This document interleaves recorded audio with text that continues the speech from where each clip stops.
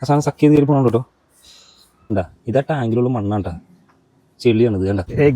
ആദ്യമായിട്ട് ഒരു പരീക്ഷ വിജയിച്ചതിന്റെ സങ്കടം നല്ല പോലെ ഉണ്ട്.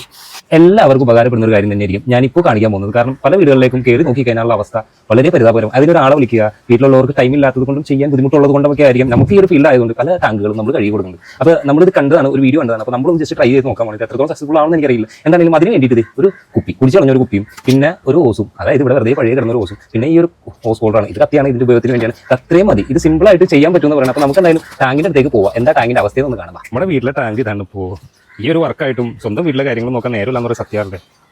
അവസ്ഥ ടാങ്കിൻ്റെ അവസ്ഥ ഒന്ന് തുറന്നു നോക്കട്ടെ, എന്തായിരിക്കും എന്നുള്ളത് കണ്ടറിയാം. അത്യാവശ്യം പൊടിയുണ്ട്, മണ്ണുണ്ട്, അത്യാവശ്യം കാര്യങ്ങളൊക്കെ ഉണ്ട്. കാണാലോ നിങ്ങൾക്ക്. ഇത് ക്ലീൻ ചെയ്യാൻ പറ്റുമെന്ന് നമുക്ക് പരിപാടികൾ തുടങ്ങാം. സത്യം പറഞ്ഞാൽ ഈ ടാങ്ക് കണ്ടപ്പോൾ നിങ്ങൾക്ക് തന്നെ വിഷമമായില്ലേ? എനിക്ക് നല്ലപോലെ വിഷമമായി. നോക്കാൻ നേരമല്ലേ, സ്വന്തം പണി ഇതാണെങ്കിലും വീടുകളിൽ എല്ലാവരും വീട്ടിൽ ഇതായിരിക്കും. അവരവരുടെ ആ ഒരു മേഖലയിലുള്ള കാര്യങ്ങളൊക്കെ വീട്ടിൽ ഫാൾട്ടായിട്ട് തന്നെ കിടക്കായിരിക്കും. നേരം ഉണ്ടാവില്ല ചെയ്യാനായിട്ട്. മറ്റുള്ളവർക്കൊക്കെ ചെയ്ത് സന്തോഷിപ്പിക്കും, സ്വന്തം വീട്ടിൽ ചെയ്യില്ല. അത് തന്നെ അതെന്താണെന്ന് വെച്ചാൽ എനിക്കറിയില്ല. എന്താണെങ്കിലും നമുക്ക് പരിപാടികൾ തുടങ്ങും. ഇതാണ് ടാങ്ക്. ആ ടാങ്കിലെ മണ്ണും ഇതൊക്കെ കണ്ടല്ലോ, നമുക്കൊന്ന് ജസ്റ്റ് ചെക്ക് ചെയ്ത് നോക്കാം. നമുക്ക് ഈ കുപ്പി ഉണ്ടല്ലോ പകുതി അങ്ങോട്ട് കട്ട് ചെയ്യണം. അതായത് നമുക്ക് അത്ര വേണ്ട, പകുതി മതി. ലെവലിനൊന്നും കട്ട് ചെയ്യാൻ പറ്റില്ലെങ്കിലും ഏകദേശം ലെവലാവുമെന്ന് പ്രതീക്ഷിക്കുന്നു. പണ്ടേ ലെവലല്ലേ.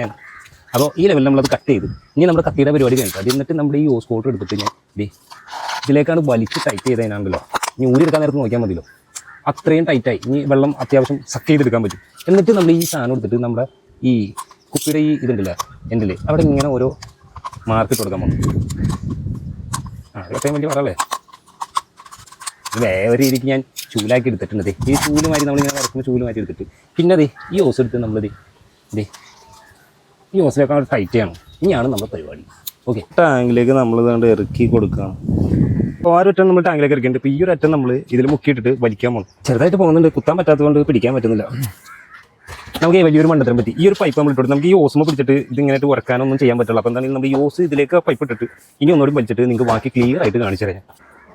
നിങ്ങളൊരു എൻ്റെ നോക്കി കാണാൻ പറ്റുന്നുള്ളത് ആ സാധനം സക്ക് ചെയ്ത് കയറി പോകണം കേട്ടോ. എന്താ ഞാൻ ആ പല്ലുകൊണ്ട് ഉറക്കുമ്പോൾ ആ മണ്ണ്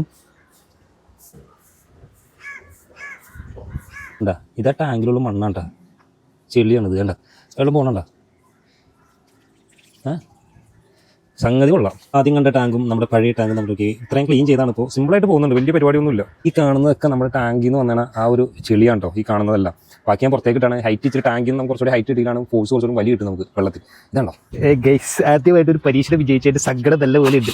സത്യം, ഒരു പരീക്ഷ ആദ്യമായിട്ടാണ് ഇതുപോലെ ട്രൈ ചെയ്തിട്ട് വിജയിക്കുന്നത്. നല്ലതാട്ടോ, ഗുണകരമാണ്. അപ്പോൾ ട്രൈ ചെയ്ത് നോക്കിയോ വീട്ടിലുണ്ടെങ്കിൽ. ഈ മറ്റുള്ളവരൊന്നും ബുദ്ധിമുട്ടിക്കേണ്ട ടാങ്ക് കഴുകാനൊന്നും. ശരി എന്നാ, ബൈ.